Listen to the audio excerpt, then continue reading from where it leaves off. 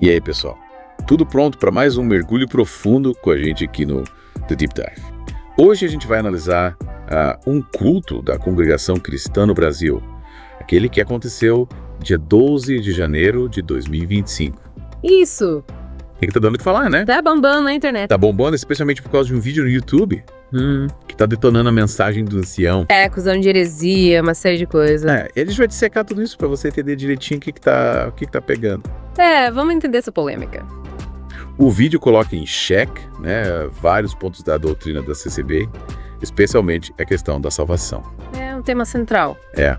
E para nos ajudar nessa análise, tá aqui com a gente a Expert Speaker, Olá, pessoal. que manja tudo de religião. Puxa, que responsabilidade essa, hein? Que sabe os perigos, né, de interpretar a Bíblia de qualquer jeito. A gente tem que ter muito cuidado com isso, né? Com certeza. Então vamos começar ouvindo esse primeiro trecho do áudio do culto, onde o ancião fala sobre o tal direito à salvação. Essa parte é importante. Áudio do ancião falando sobre o direito à salvação. E aí?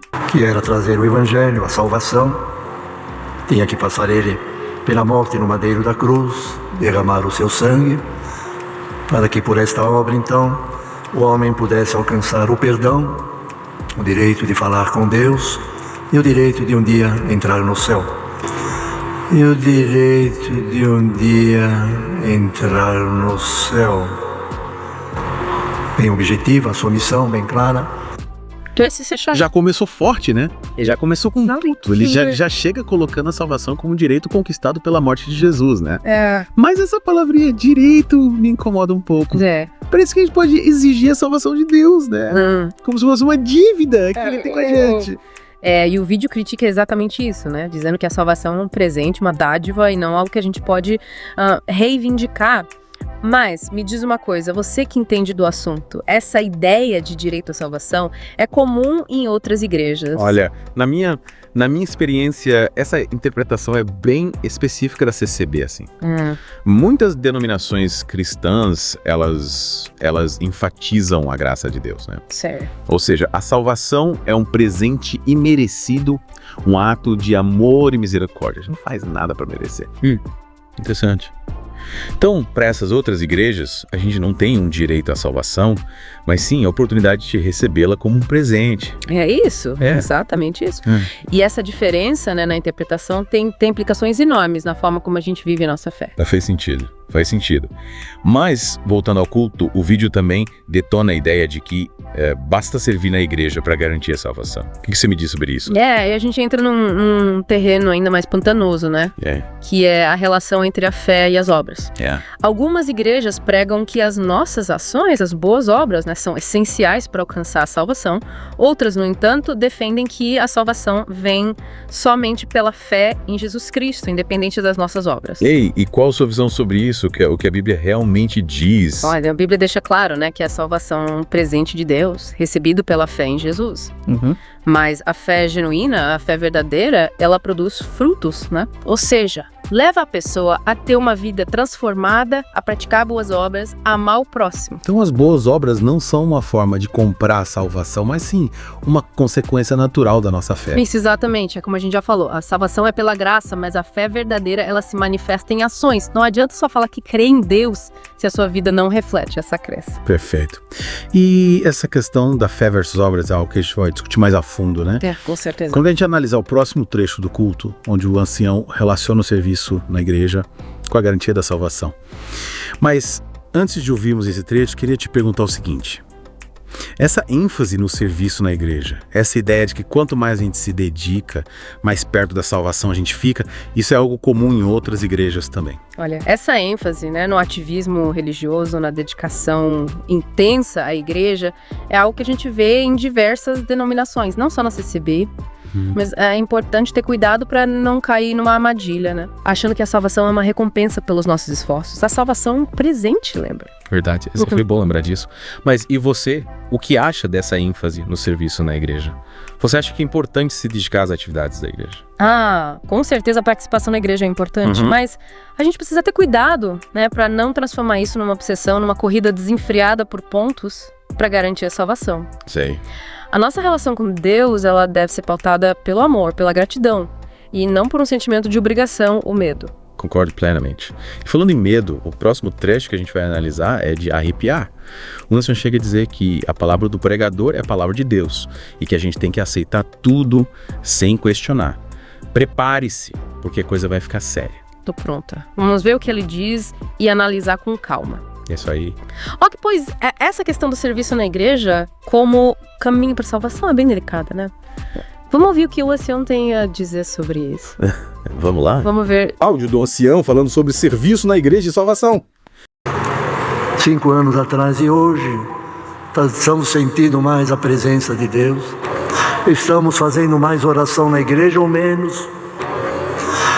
Estamos fazendo mais oração na igreja ou menos? Atenção, vigilância, sirva-me e um dia entrareis na minha glória, diz o Senhor. Sirva-me, sirva-me, sirva-me e um dia entrareis na minha glória, diz o Senhor.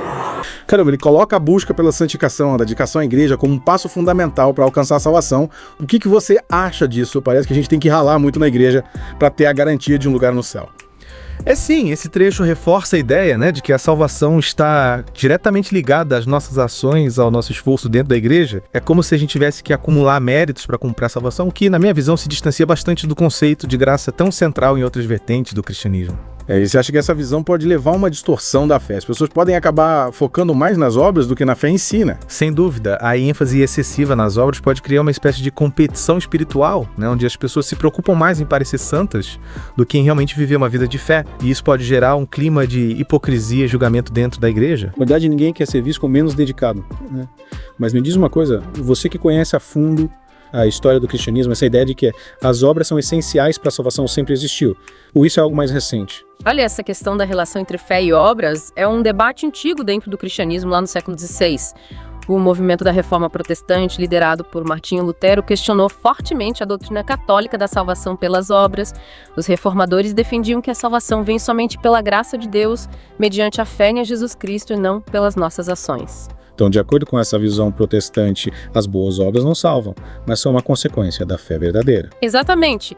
É como se as boas obras fossem um termômetro da nossa fé, uma fé genuína, uma fé que realmente transformou o nosso coração, naturalmente vai se manifestar em atitudes de amor, de compaixão, de serviço ao próximo. Interessante, a gente vê essa ênfase na graça presente em diversas denominações protestantes, né? Com certeza. A doutrina da justificação pela fé defendida pelos reformadores é um dos pilares do protestantismo e essa doutrina influenciou profundamente a forma como muitas igrejas entendem a salvação. Fascinante como o debate teológico de séculos atrás ainda ecoa nos dias de hoje, né? Mas voltando ao culto da CCB, tem outro ponto que está dando que falar ênfase na palavra do ancião como sendo a palavra de Deus.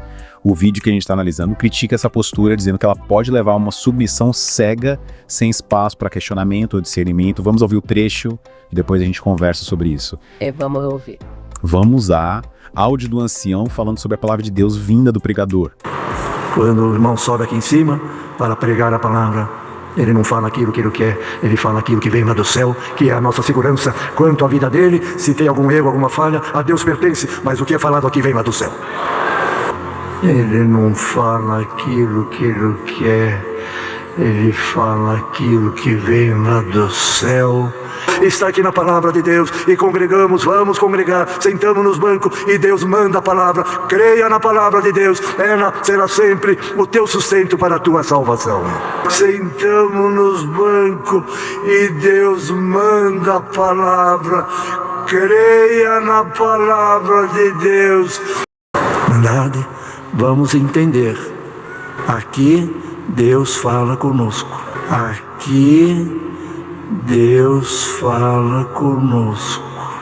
Uau, ele afirma que o pregador não fala por si mesmo, mas transmite a mensagem que vem diretamente de Deus. O que você acha disso? Esse trecho é bastante polêmico, né? Atribuir à figura do pregador uma autoridade absoluta, como se ele fosse um porta-voz infalível de Deus. É algo que precisa ser analisado com muita cautela. A Bíblia nos ensina a ter discernimento, a examinar tudo à luz da palavra de Deus. Mas e se a pessoa tiver uma fé muito simples, se ela acreditar piamente que tudo que o pregador diz vem de Deus, isso pode ser perigoso, né? Sim, essa Essa crença cega pode abrir espaço para abusos de poder dentro da igreja, afinal. Se a palavra do líder religioso é vista como a palavra de Deus, fica difícil questionar qualquer coisa mesmo que pareça errado ou injusto. Pois é, e a gente sabe que, infelizmente, existem líderes religiosos que usam essa autoridade para manipular e explorar os fiéis.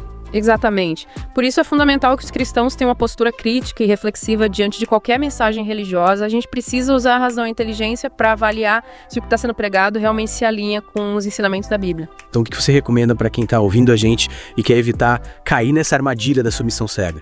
Eu diria que é fundamental estudar a Bíblia por conta própria, buscar diferentes interpretações, conversar com pessoas que têm conhecimento teológico e, acima de tudo, orar pedindo a Deus discernimento para separar o joio do trigo. Conselhos preciosos. E a gente precisa ter em mente que os pregadores, por mais bem intencionados que sejam, são seres humanos falíveis, sujeitos a erros de interpretação. Com certeza, a gente não pode esquecer que a Bíblia é a nossa principal fonte de autoridade.